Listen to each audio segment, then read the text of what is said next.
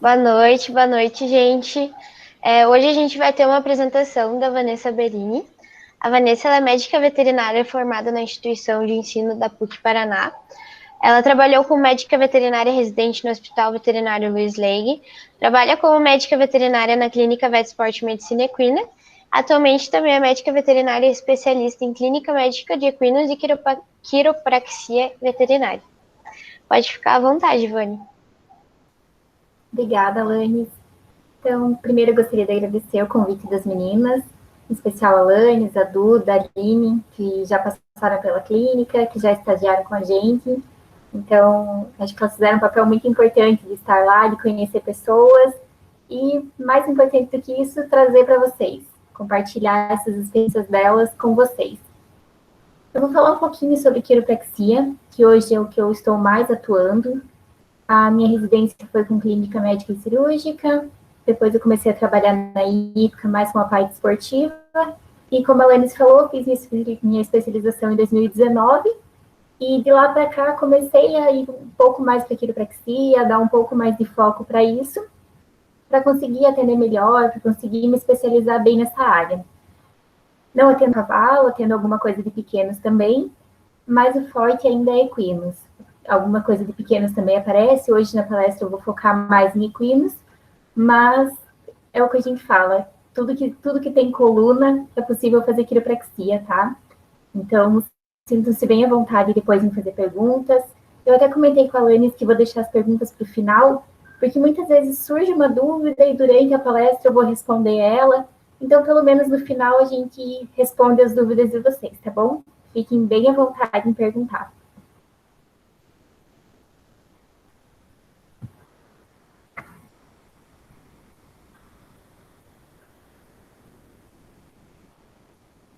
Tá aparecendo a apresentação certinho para vocês? Tá aparecendo, Vani, mas ainda não tá apresentado no grande. Espera aí, já arrumo lá para vocês, tá?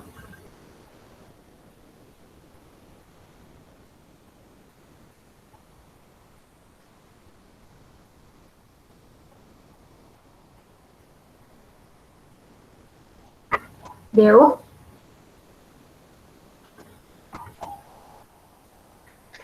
Ainda não, Vani. Você colocou no mesmo lugar da outra vez? Foi, né? Agora, sim. Agora sim. Ah, então tá bom. Então, vou falar um pouquinho hoje sobre quiropraxia para vocês. Esse início, eu vou falar um pouquinho sobre a história da quiropraxia. Eu acho interessante, até para vocês entenderem de onde ela começou. É uma história, um históricozinho bem breve, mas eu acho que facilita muito para a gente entender de onde ela surgiu e para que ela é tão importante para a gente.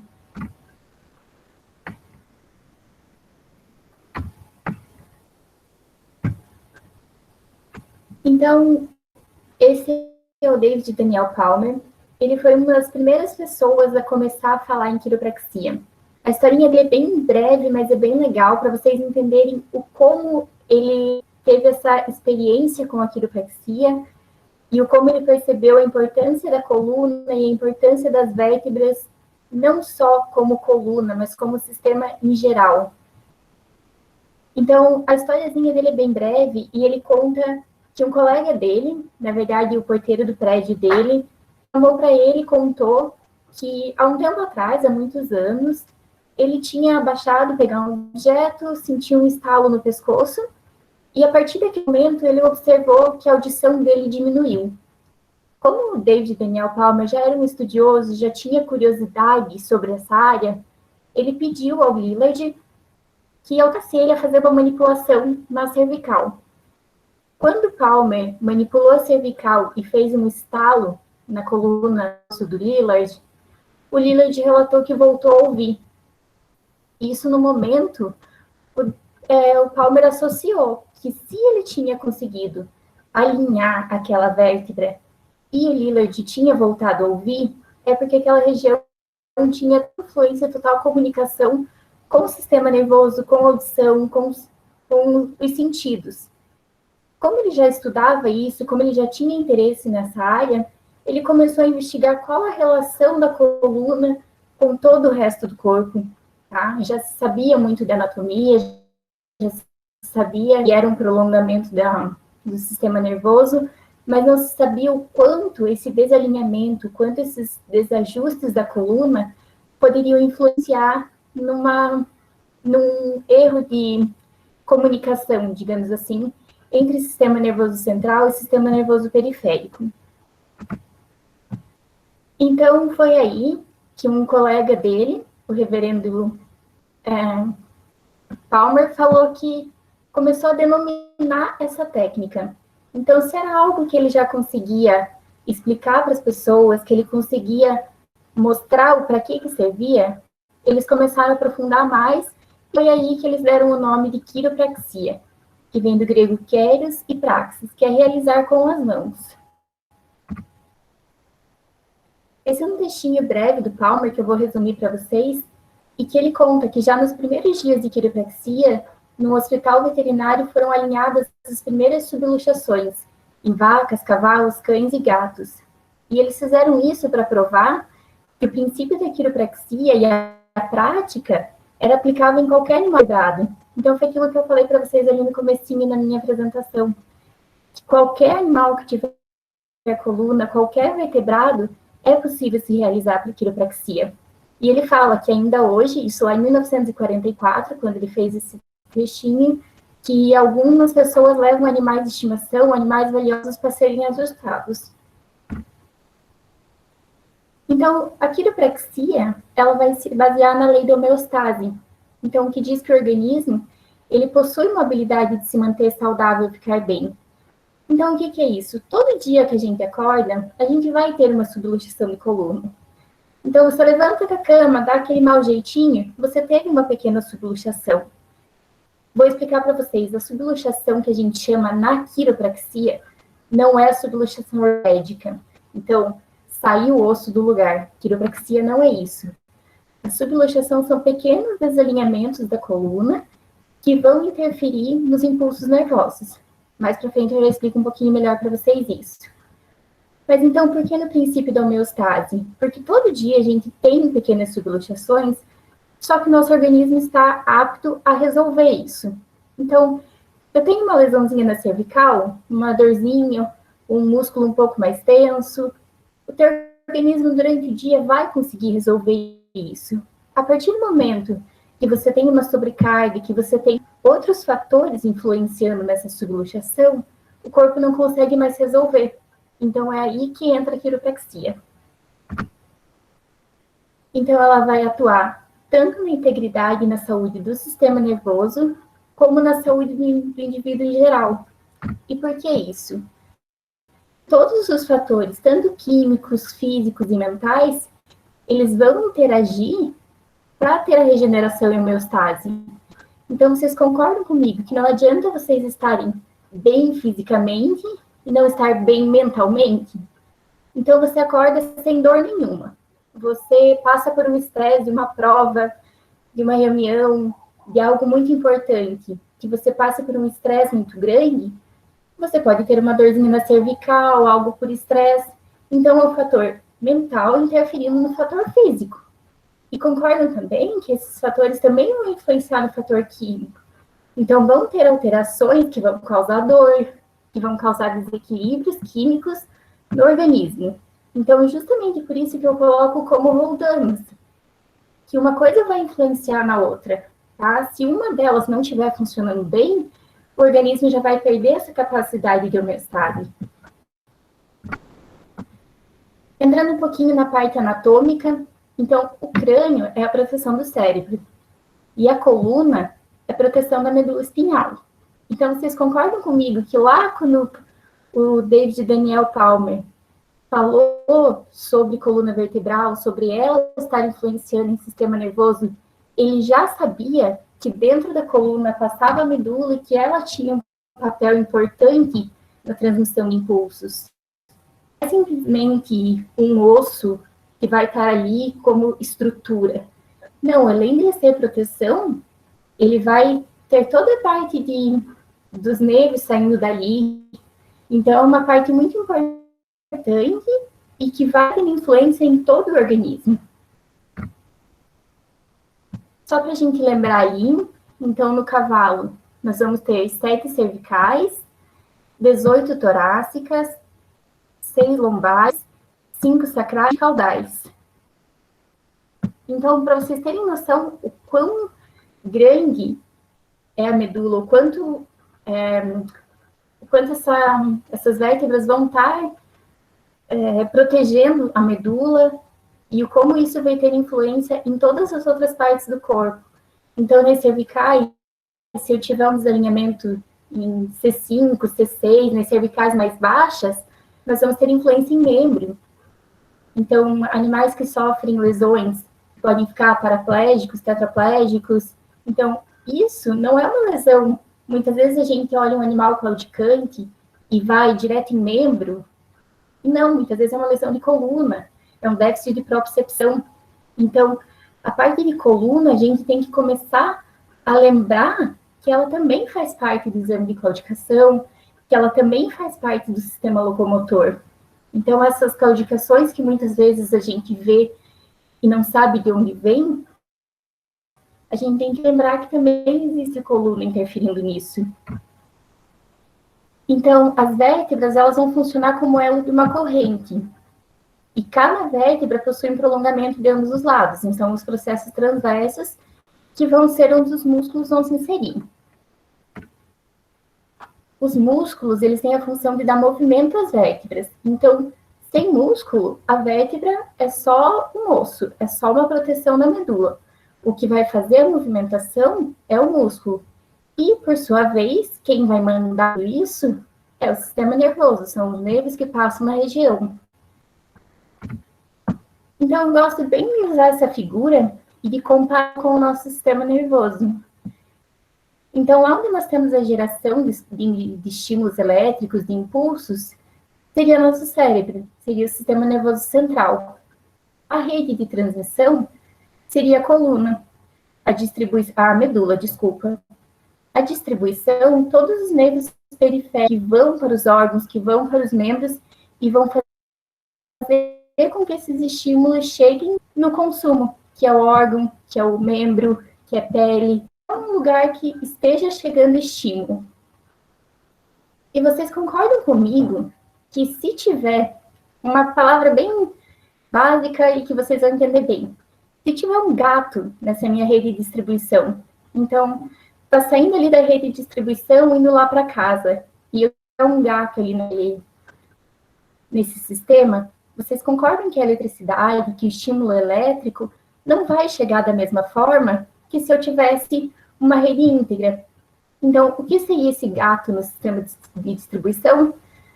São os complexos de subluxação. Então, qualquer interferência que eu tenha no meio, qualquer interferência que eu tenha nesse sistema, eu vou ter uma falha na comunicação, uma falha no estímulo. Então, ele não vai chegar no lugar como deveria. Então, esse complexo de subluxação vertebral é o termo que a gente usa para descrever quando a vértebra perde sua função biomecânica dinâmica. Então, ela tem a capacidade de se mover, ela tem a capacidade de passar estímulo corretamente. Se eu tiver um pequeno desvio, um pequeno desalinhamento, eu vou ter a diminuição desses estímulos passando por ali. Ou diminuição, ou mesmo interrupção nesse movimento. Vai fazer uma compressão daquele nervo, o estímulo não vai passar da forma como ele deveria. Então, o que acontece ali não é uma luxação como de um osso, como de uma outra articulação. São pequenas subluxações, pequenos desvios que vão interferir na transmissão de impulsos nervosos. Então, a medula ela é parte do sistema nervoso. E o complexo de subluxação tem a função do cérebro e da medula espinhal, alterando a natureza e a qualidade dos impulsos elétricos enviados e recebidos. Então, assim como tem que sair impulso elétrico da medula e mandar para o membro, ou para qualquer outro órgão, a resposta contrária também tem que existir.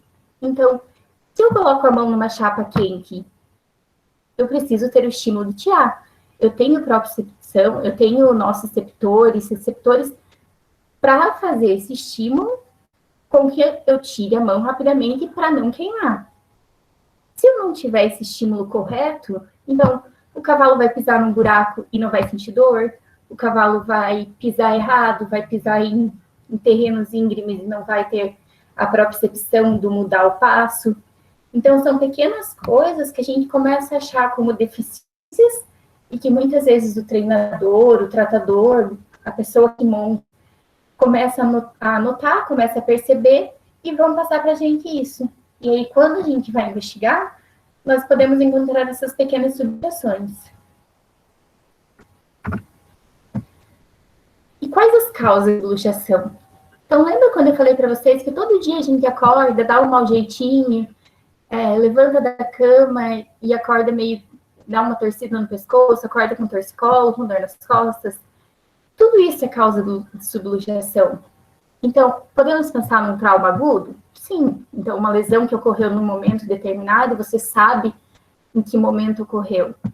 Mas microtraumas repetitivos, então isso que eu falo para vocês, o todo dia levantar da cama, o cavalo todo dia deitar na cocheira, um dia se tranca, levanta mal, mau ajuste de sela, então uma sela quebrada, uma sela que não seja do tamanho correto do cavalo, vai ter interferência, principalmente em região toracolombar, material e acessórios, então cabeçada, material muito apertado, que deixa o cavalo trabalhar muito flexionado.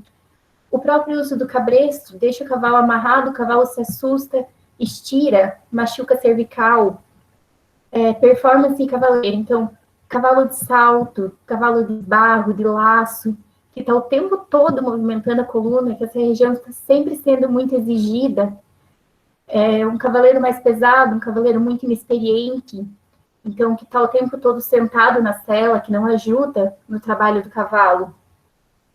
Claudicações. Então, vocês concordam que se ele estiver sempre usando um lado mais do que o outro, fazendo uma compensação porque um membro está doendo, aquele lado da coluna também vai ser afetado. Então, muitas vezes, a gente encontra subluxações e conversando com o cliente ou conversando com o próprio proprietário, nós vamos encontrar um histórico de claudicação.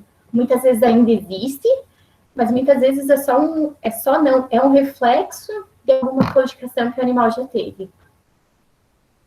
Nascimento e parto. Existem lugares que fazem quiropraxia no momento do parto. Então, vocês imaginem, a égua, a vaca, no momento do parto, o potro, o bezerro, de onde ele cai, da altura que ele cai. Então, ali a gente tem várias subluxações. Só que o que acontece? O organismo ele é apto para corrigir essas subluxações. Então, o potro vai levantar, vai se esticar, vai caminhar e vai corrigir isso. Mas, em alguns momentos, isso precisa ser corrigido, precisa ser ajustado e precisa ajudar o animal a recuperar.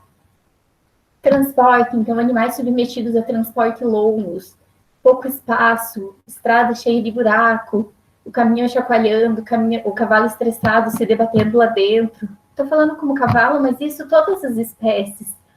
Se a gente pensar num cachorro, num transporte numa caixinha de contenção, ele também vai ter restrição de movimento, então não vai conseguir se alongar, se espojar, se movimentar corretamente para corrigir essas subluxações. Então é a mesma ideia da gente ficar o dia inteiro deitado. Você dorme um pouquinho até mais tarde, você acorda mais travado, acorda um pouco mais, ou andar muito tempo de caminhão, de carro, é desconfortável. Para eles é igual. Confinamento, a mesma ideia do transporte, restrição de movimento. Tá? Então, o que o corpo conseguiria corrigir com um outro movimento, ele não vai conseguir. Então, uma restrição de espaço não vai conseguir com que o animal se alongue, com que ele se espoje, deite. Então, vão causar subluxações que, em vez do organismo simplesmente ir lá e corrigir, ela vai continuar ali e causar outras lesões. Anestesia geral, o fato de derrubar o cavalo, de colocar numa mesa cirúrgica, a gente levanta na talha, derruba, o momento de levantar, às vezes, é um pouco mais complicado. Então, é uma situação bem comum de causa de luxação. e problemas dentários. Então, como a gente fala que nas claudicações a gente tem que lembrar do dente, nas subluxações também. Então, da mesma forma que lá no material e acessório, e que o animal tem reação ao freio, tem reação ao bridão, uma embocadura muito pesada, que o animal flexiona a cabeça e trabalha todo contraído, quando a gente tem um problema dentário, isso também pode acontecer. E mais ainda, lembrando que nós temos a TM. Então, essa é uma região que a gente também tem subluxações. Então, esses problemas dentários, o animal às vezes tenta compensar, tenta não mexer muito e acaba causando dor nessa região. Então, só um lembretezinho para vocês, o uso de equipamentos e os métodos de treinamento, eles impactam diretamente no bem-estar do animal. E essas ações podem causar desconfortos de longa duração que passam desapercebidos e causam estresse crônicos que podem gerar lesões. Então, não é assim, você montou, lesionou o cavalo e ele vai sentir naquele momento. Não, muitas vezes ele vai demorar muito tempo para demonstrar algo. E dependendo da sensibilidade de quem monta, de quem convive com o cavalo, isso passa desapercebido. Então, a pessoa vai notar só lá na frente, quando o cavalo tiver uma complicação, quando o cavalo não conseguir fazer um exercício, quando tiver dor ao ser selado. Então, às vezes, são pequenas coisas que vão acumulando e que lá na frente só que vão ser demonstradas. Então, como que a gente começa no exame quiroprático? Como que a gente faz? Como a gente procura isso? Então, nós vamos procurar por alterações neurológicas, complexos de subluxação, ao mesmo tempo em que se analisa cuidadosamente as estruturas a fim de não ignorar as lesões primárias gerais. Então, lembram ali atrás, quando eu falei para vocês, que muitas vezes a gente encontra algum complexo de subluxação e vai saber no histórico do animal que ele teve uma claudicação, que ele teve uma fratura, que teve um trauma, uma queda. Então, fazer esse exame quiroprático associado com o exame clínico é de extrema importância. A gente não pode, como quiropraxista, ignorar a clínica. Isso é totalmente fora da nossa rotina. Muitas vezes o proprietário que pede para fazer uma quiropraxia, ele está sentindo dificuldade para trabalhar, ele está sentindo uma alteração no animal, e ele só pede porque ele gosta da técnica, porque ele acha que funciona. Se eu simplesmente chegar lá, encontrar uma subluxação, encontrar uma dor, uma restrição no movimento, consertar aquilo ali, ajustar e ignorar, muitas vezes eu vou estar atrapalhando todo o trabalho do clínico. Não atrapalhando, mas eu não estou trabalhando em conjunto. A quiropraxia, ela é uma medicina complementar, ela tem que andar junto com a clínica. Então, às vezes eu vou lá, eu encontro uma subluxação, uma dor em cervical. Na segunda vez eu vou e encontro aquela mesma lesão, aquela mesma subluxação. Opa, tem coisa errada. Eu consertei aquilo ali, eu deixei o cavalo bem 15 dias, um mês depois, eu voltei a ter aquele problema. Então, de onde está vindo esse problema? Porque às vezes são coisinhas do dia a dia. Ali, 2, 3 dias antes, o cavalo deitou na cocheira, se trancou e ficou dolorido. Então, teve uma subluxação. Ok, ele não tem histórico clínico. Mas e se ele já teve? Se essa subluxação persistir, a gente tem que conversar junto, estar junto com a clínica, para saber se a gente está resolvendo aquele problema ou se eu estou só mascarando e resolvendo só a subluxação. Mas se eu voltar 2, 3 dias depois, a subluxação vai estar ali ainda. Então, eu sempre brinco com o proprietário que o que acontece? O músculo, ele faz um cabo de guerra com a gente. Então, eu vou lá, eu faço o ajuste. Se eu tiver uma lesão muscular, se eu tiver uma dor, eu vou estar ali meia hora, 40 minutos na sessão. Eu vou fazer o ajuste, vou resolver aquele problema no local.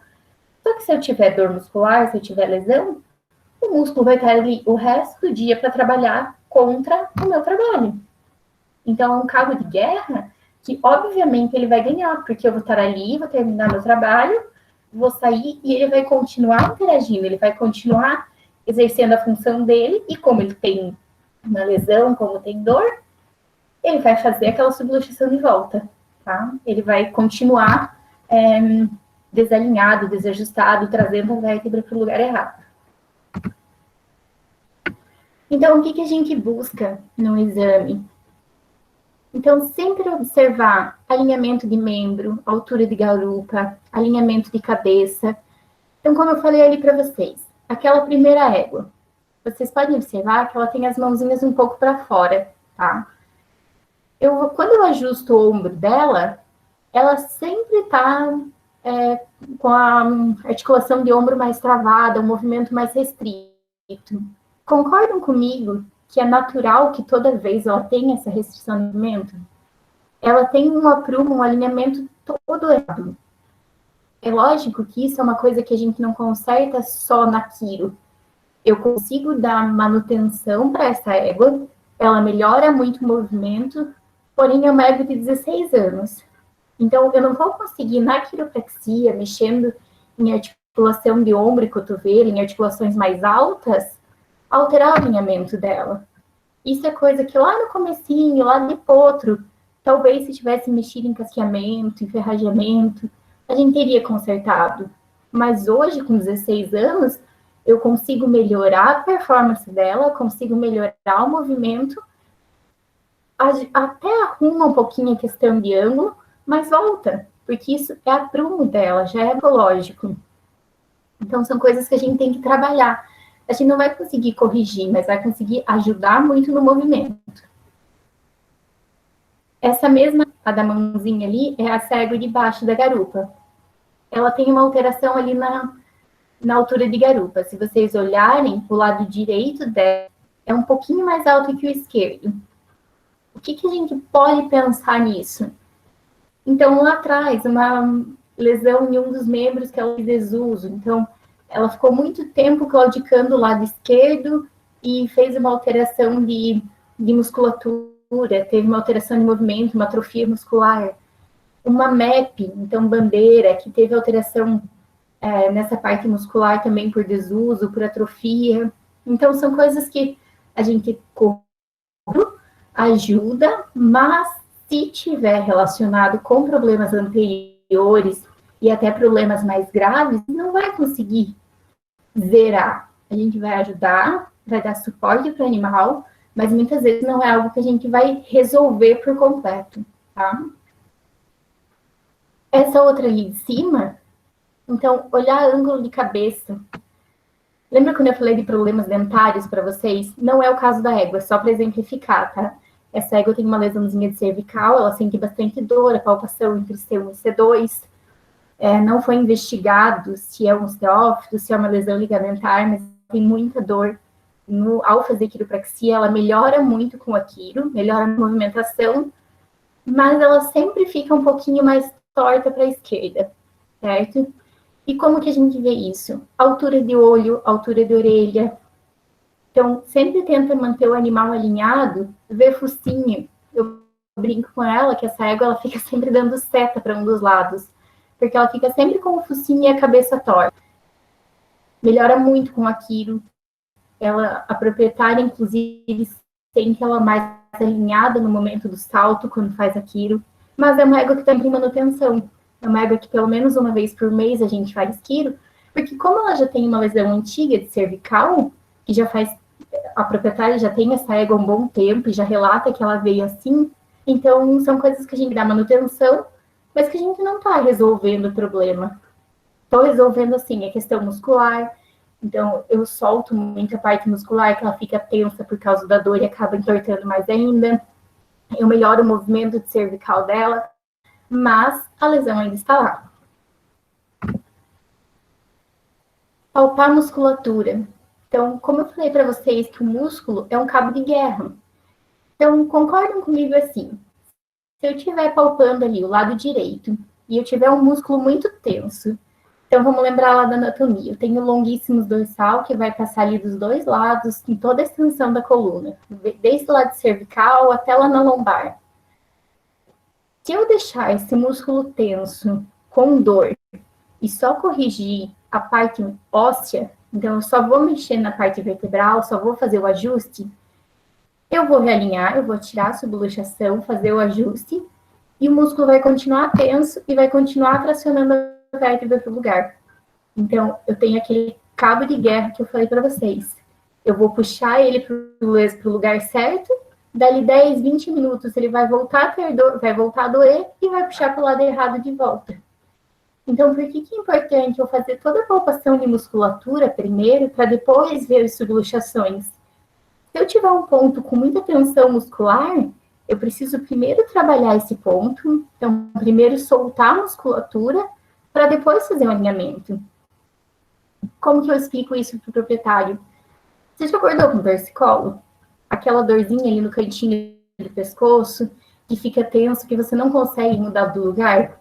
Isso é tensão muscular. Se eu for lá empurrar teu pescoço para o lugar, vai doer muito e não vai resolver. Porque o músculo tá lá sentindo dor, tá tenso e tá puxando para o lugar errado. Então, eu preciso primeiro relaxar o músculo, tirar a tensão daquela região, para depois fazer os ajustes. E quais os sinais que vai ver nesses complexos de subluxação? Sinais que a gente consegue acompanhar no exame, mas que os proprietários muitas vezes vão ver. O proprietário, o tratador, quem mexe com o animal, vai ver o animal sentindo dor. Principalmente, o proprietário às vezes vai escovar o animal e relata que ele sente desconforto. Relata que quando ele vai deitar, ele deita de um lado, consegue levantar direito para aquele lado. Baixa performance, então era um cavalo que saltava, laçava, e agora sente dor no momento do exercício. Ele começou a diminuir a performance dele, então um cavalo que aguentava correr boi, que aguentava fazer muito exercício e hoje já não aguenta mais, que saltava 1,30 m, 1,40 m e hoje começou a saltar 1,20 m. Então, são coisas que a gente vai investigando e que podem nos levar a achar esses complexos de subluxação. As claudicações obscuras, então, o que eu falei para vocês lá atrás. A gente tem uma claudicação, mas nunca consegue encontrar do que é. Então, você faz exame de boleto, cartela, joelho, casco, vê tudo no animal e não consegue descobrir o que é. Muitas vezes a gente tem lesões de cervical que vão causar essas alterações, essas claudicações em membro anterior. Assim como lesões tóraco-lombar, principalmente final de torácica, início de lombar, sacroiliaca, nós vamos ter alterações de membro posterior. Então, muitas vezes, a gente esquece de avaliar a coluna, fica muito focado em membro, e quando a gente não acha problema, que a gente lembra que existe coluna.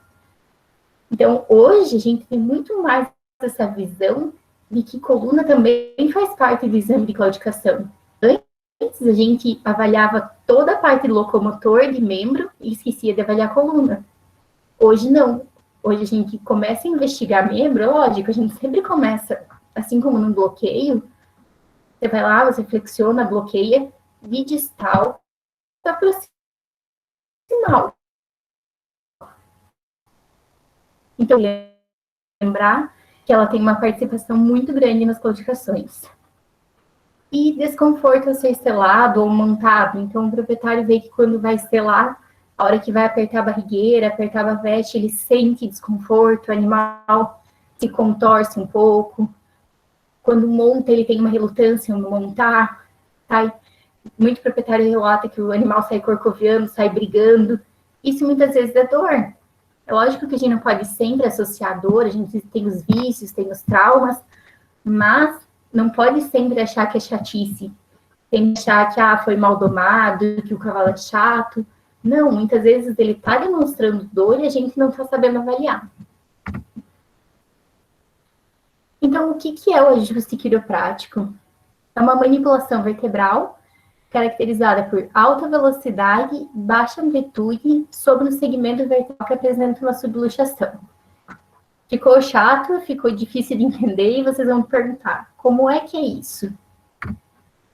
Então, eu coloquei aqui uma figurinha para vocês. A minha mão, que está tocando a coluna do cavalo, ela vai palpar entre os processos espinhosos, tá? Então, eu vou passando a mão, vou sentir entre os dois processos espinhosos, vou fazer a palpação e vou sentir se aquele movimento está normal, então se ele tem uma amplitude de movimento ou se ele tem um movimento restrito. O porquê daquela flechinha?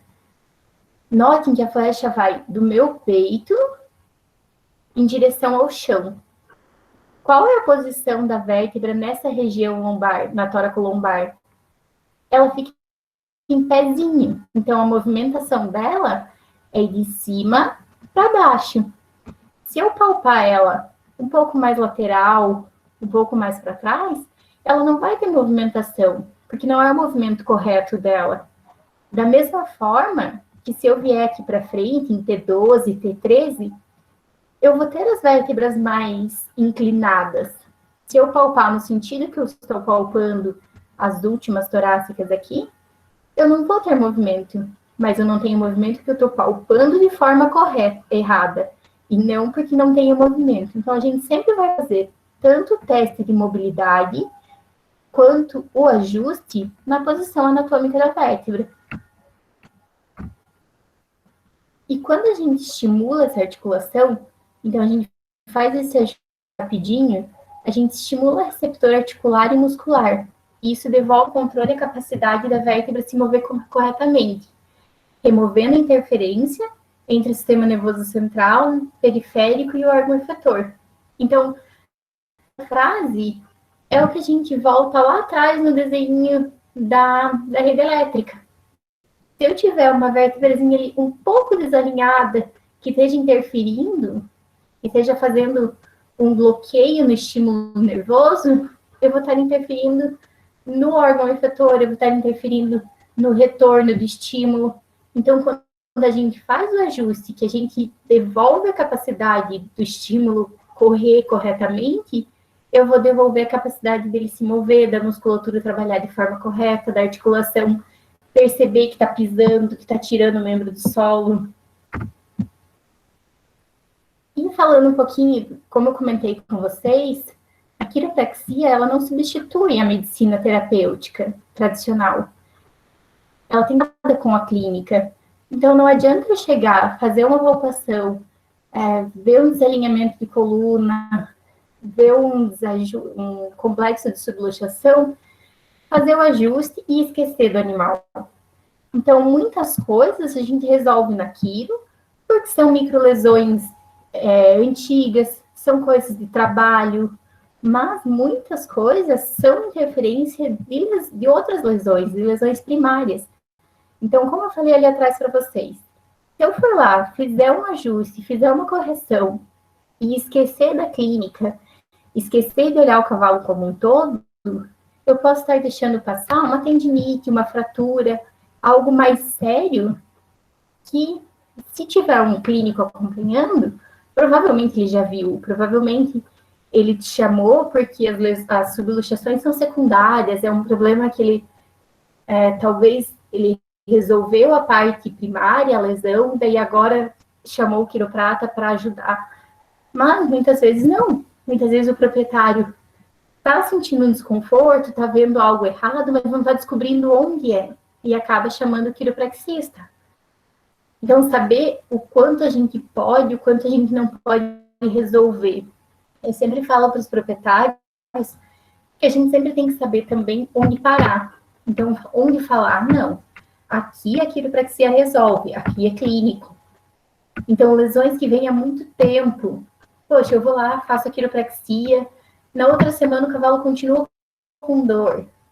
Você pensa, poxa, não, eu vou de volta, vamos tentar, vamos ver se é isso. Mas você vê que o cavalo não tem emoção, que o animal não tem uma resposta tão boa para a quiropraxia, ou que a dor dele no momento do ajuste é muito grande.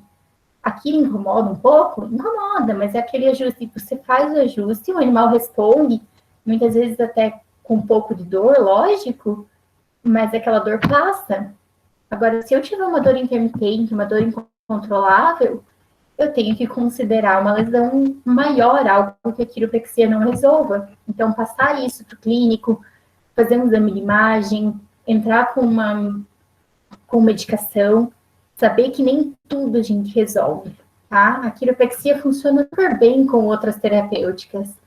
Então, usar uma acupuntura associada, uma fisioterapia, usar aquilo como pós de de cirurgias ortopédicas é extremamente legal.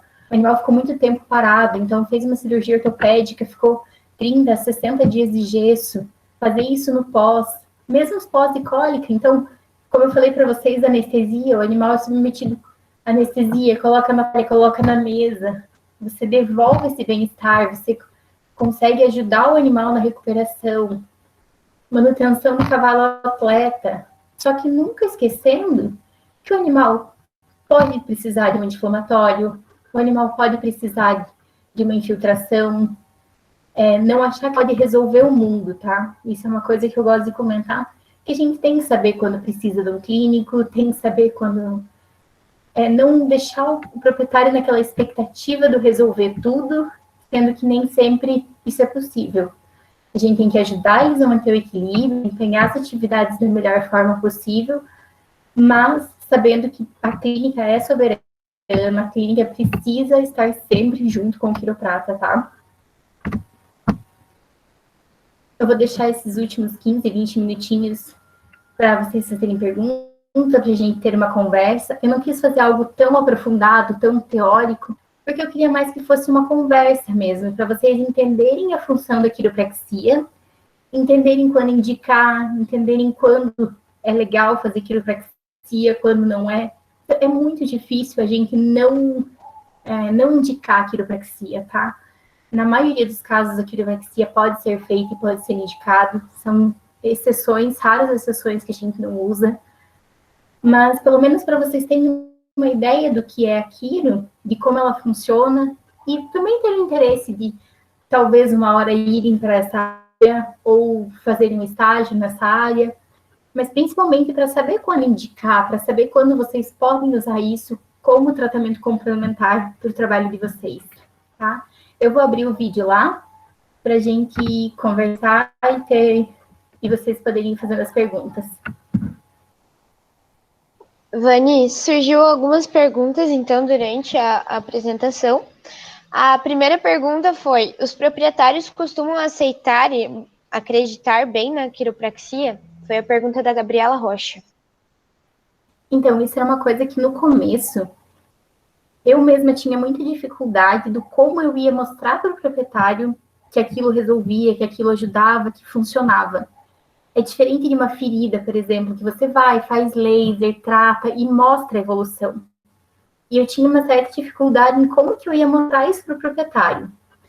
Aí, sempre nas sessões, eu buscava que o proprietário estivesse junto, então mostrar, olha, aqui dói, aqui o animal sente, ó, fiz o ajuste, parou de doer. No começo, eu nunca forçava, mas eu sempre queria que o proprietário estivesse junto para mostrar isso. Até que chegou algumas vezes que o proprietário não estava junto, mas ele chegava, Vani, ficou muito bom, o cavalo está muito fácil de trabalhar. Tem um cliente que eu atendo que ele tem 13 anos. Eu faço aquilo na égua dele. Esses dias ele chegou para mim, doutor, agora ela vira para a esquerda. Tipo, ele sentiu diferença. Então, a gente tem essa dificuldade de mostrar resultado, do querer fazer o proprietário ver as coisas acontecerem. Mas não, eles conseguem notar isso no trabalho, na performance do animal, o quanto o cavalo fica relaxado após uma sessão de quiro. Então, a parte de bem-estar, os proprietários começam isso, principalmente no trabalho, isso sem sombra de dúvida é o que eles mais sentem, mas a relação bem-estar também é muito legal. Os cavalos respondem muito bem, os proprietários veem nisso.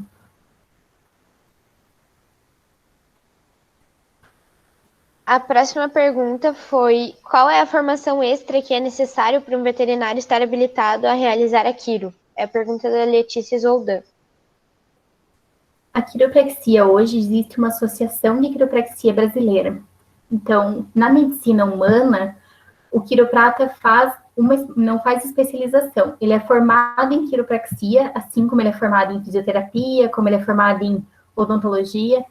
Na medicina veterinária, todas as profissões, todas as especializações, você precisa ser veterinário para depois ser quiropraxista, fazer odonto, fisioterapia. Então, existem, acho que hoje, 2 pós-graduações no Brasil, uma em São Paulo e, se eu não me engano, uma em Chapecó, que eu vi que foi feita esse ano, que acho que é a primeira turma deles até. mas é uma pós-graduação, assim como a pós de clínica e cirurgia, fisioterapia, é uma pós-graduação. A próxima pergunta é: quando é contraindicado o uso da quiropraxia? Aquilo que eu falei ali para vocês no final, até foi uma das coisas que esses dias eu conversei com a minha professora da pós. Eu tinha colocado um postzinho no meu Instagram sobre algumas contraindicações que eu tinha visto na literatura, tudo, e ela me chamou para uma conversa e falou: Vânia, algumas dessas coisas a gente não indicava até pouco tempo atrás, e hoje a gente começou a ver que não, que a gente pode fazer. Então, fratura. A gente acha que, putz, como é que eu vou mexer num local fraturado? Só que vocês concordam comigo que, lembra que eu falei que é um elo de uma corrente? Eu não vou estar mexendo no local da fratura. Eu posso mexer para frente, para trás e estar liberando estímulo, estar movimentando, estar fazendo com que o organismo volte a ter essa homeostase, com que ele corrija os seus problemas. Então, essa parte da fratura, esquece, gente, não precisa movimentar o local, mas pode movimentar não, ajustar outros locais. Hérnia. Então, eu sei que eu tenho, em pequenos é muito comum. Então, eu tenho uma hérnia nessa região. Eu não vou mexer ali, mas eu posso mexer para cima e para baixo para estimular a região a ter homeostase.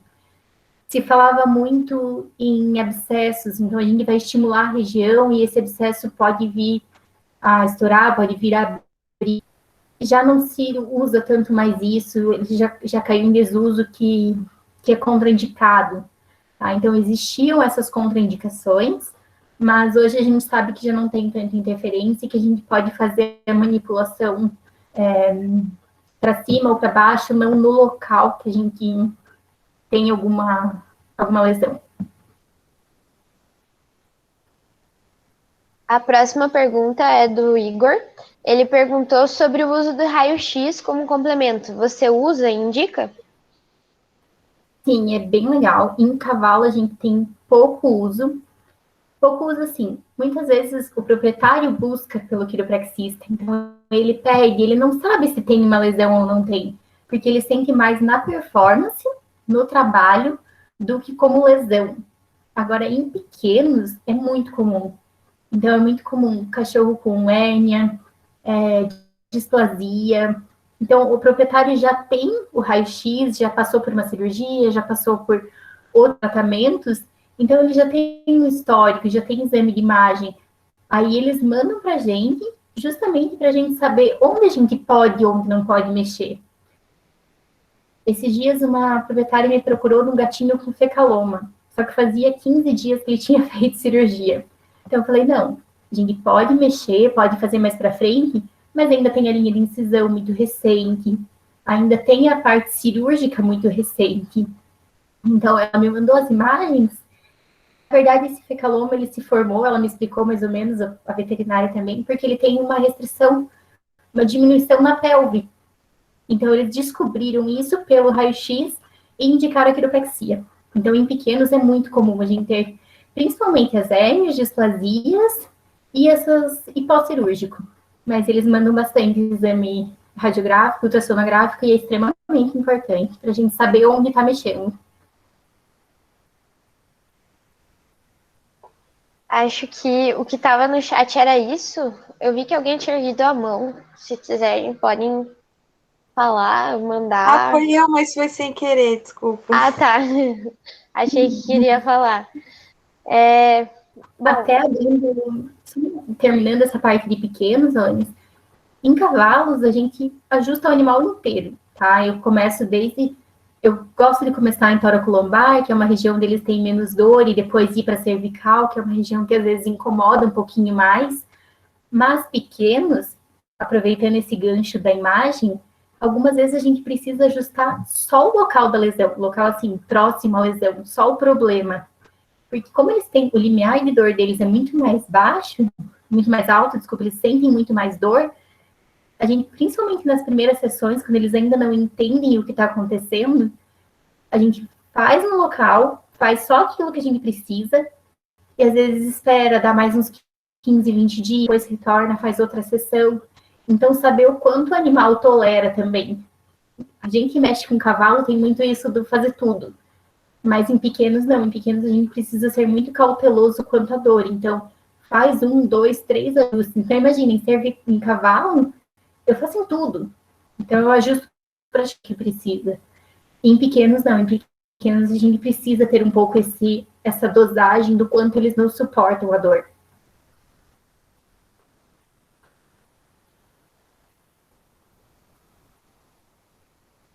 Bom, professor, quer falar alguma coisa? Sim, muito boa a tua apresentação, Vanessa. Bom, porque aqui no grupo a gente tem alunos, né, e profissionais que estão desde o iniciozinho do curso, né, até gente já formada, que aparece no grupo eventualmente.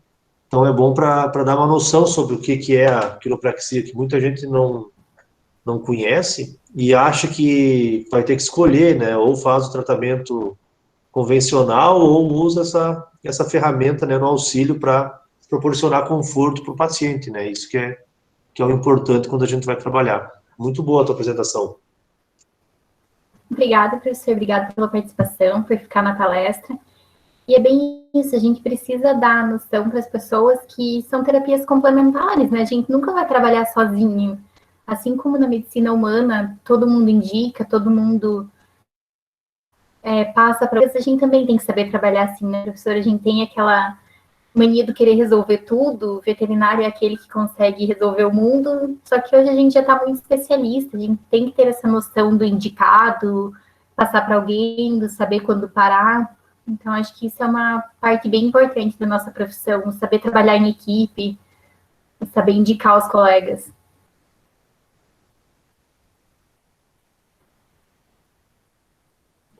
Mais alguém tem alguma dúvida? Gostaria de falar alguma coisa? Pode ficar à vontade. Eu tenho de novo outra aqui, Vanessa. Mais ou menos quanto que é a sessão do proprietário? A sessão custa 300, 330, tá? E o que a gente costuma fazer é deslocamento, divide essa parte. Ou o que eu tenho feito também é questão quando vira mensalista, assim, então, atenção periódica, então quer que faça um acompanhamento com o animal, aí a gente faz um plano diferente, tem uma quantidade a mais de animais no mesmo local, faz um plano diferente. Mas o que o pessoal tem cobrado por aqui, que tem mais 2 meninas que eu sei que fazem em Maringá e aquela região, e o pessoal de São Paulo também, é nessa média, 330, 350. E a frequência depende muito do animal, sabe? O proprietário às vezes me procura e me pergunta quantas sessões vai precisar. Eu falo, olha, quem vai mandar nisso é muito do animal. Tem animal que responde muito bem com uma sessão e que você vai me falar, olha, resolveu, era esse o meu problema, talvez acho que não preciso mais. E alguns animais a gente precisa